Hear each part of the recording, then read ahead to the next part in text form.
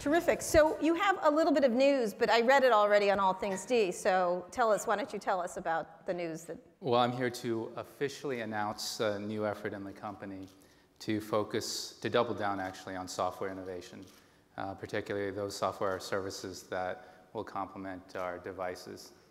So? And it's a bit ironic because about 2 months ago, someone named Kara Swisher published a story from unconfirmed sources that this was going to happen, and it's actually happening. I took a day break from Marissa Mayer, driving her crazy. But so explain to me what you're doing in that regard. What does that mean to push software innovation? I'm not sure what that means. Yeah, so there's two components. One is something we call the Open Innovation Center, and in a sense, it would be focusing on investing in early stage companies and entrepreneurs, partnerships. And they're really thinking about how do you create prototypes, how do you get an early start on creating new experiences for our users with partners on the outside. And the third is acquisitions, which is a newer thing for our company, but something that we're really committed to. And then go ahead, I was going to say the second thing is an accelerator, which is what you talked about. And there we want to create effectively an incubator for internal startups, where we want to balance the best of a big company in terms of assets and distribution and market insights with giving the folks in the accelerator enough autonomy and distance to really do their thing and do it flexibly and independently. So in the accelerator will be Samsung employees or others? Well, the way I look at it is we're going to have startups and startup teams doing their thing, and we'll be effectively their lone LP for a while, and we'll be their board, and try to give them everything from early prototypes of devices to access to decision makers. And then, depending on how things go, really seek partnerships, potential investors maybe later on, that sort of thing. But the people in the accelerator are Samsung employees or outside employees? That's right. The idea here is that people would come in, and what we want them to do is to be able to focus completely on product development. So we'll take care of the salaries, the health care, the benefits, and we want them to focus on the products. They don't have to go out and raise money and think about payroll and that sort of thing. And so that's part of the service we want to provide. So in doing this, Samsung hasn't had the most high profile in Silicon Valley. I mean, I know your top executives do know the players in Silicon Valley, but in general, it's had sort of a squishy, not much of a profile in Silicon Valley at all. And why is that from your perspective? What's been the issue? Yeah, you know, I just joined the company not too long ago, and like most people that I know in the audience maybe, I think people are pretty familiar with our products, or increasingly familiar, but they're not that familiar with our executives or the company itself. Right. And I think a lot of that has to do with the fact that we were very focused on manufacturing hardware and devices. And it's no secret that you have to get the hardware and the software right. Right. And it's not just a question of putting software on hardware, it's a thoughtful integration of the two. And so we have been investing quite significantly over the past couple of years. Is that how the top management is thinking about it? Is that you're this sort of all-delivery vehicle for your Samsung products? You have 1 million partners, too. You have Microsoft, you've got Google, Android is one of your biggest partners. Yeah, that's right. You have you have your own systems. Yeah. How do you look at yourselves? Well, I don't look at any other company out there. I look at who we are and what we can do. So I think, if anything, we're, on that point, very inwardly focused. And that was one of the big learnings for me about the company when I came in. You know, just today, for example, I was speaking with the president of our IT and mobile communications group. I also spend a lot of time with the president of our consumer electronics group. And when you meet with these people, I mean, right now we're in the fortunate position of being #1 in TVs and mobile. And you speak to the leaders of these businesses, and there's not 1% of the time that I spend with these folks celebrating the success. It's really focused on what more we could do. You mentioned that we could be an advertising network. If you have all these devices and you have partners, you're using their operating systems. What does that work? Google is in the advertising business. I don't know if you've heard. And so are many others. Yeah. Microsoft is in it, not as well as Google, but there's many others in the business. How do you look at yourself? Do you imagine creating an advertising network? Well, we already have advertising on our connected TVs and devices now. Now these are with partners that are in that business. And Right. so I think for the now we think about, again, being a platform and allowing partners, if they're advertising companies, fine, content companies, fine, apps companies, fine, to find their way onto our platform and our devices.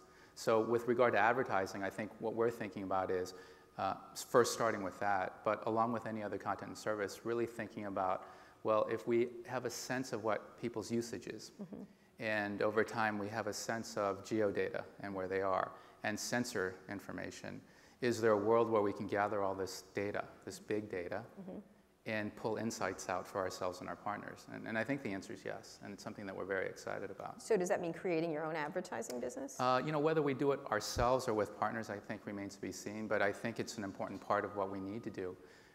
Because to attract the right type of apps developers, I mean, just on that alone, we need to provide a monetization stream. I mean, people want distribution, but de facto, what that means is ultimately finding audience and monetization. So I think we have, frankly, a responsibility for those folks who develop for us to make money for them. When you're thinking like that, you're thinking about you want to be a platform for your partners. Things can change rather quickly. Facebook, Zynga, you know, once they become a platform for something, Facebook, any of the photo sharing apps, they had to buy one of their own.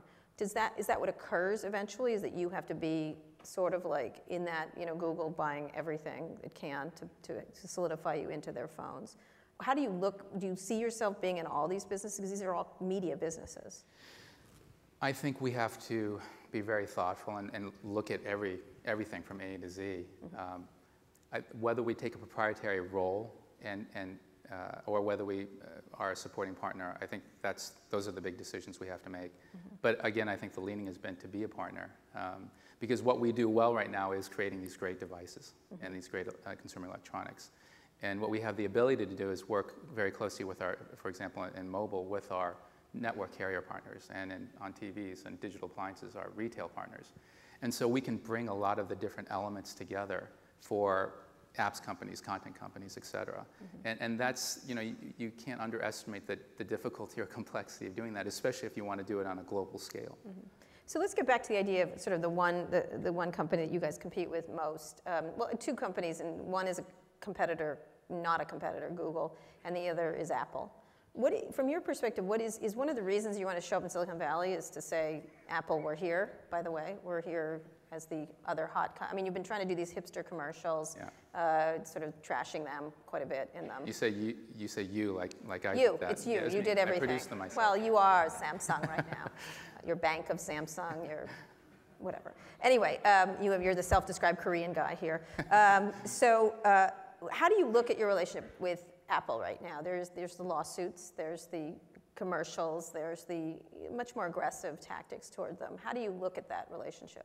Yeah, well, first to your question about the motivation behind coming to, Right. to Silicon Valley. We've been in Silicon Valley for decades, and Yeah. we've talked about this.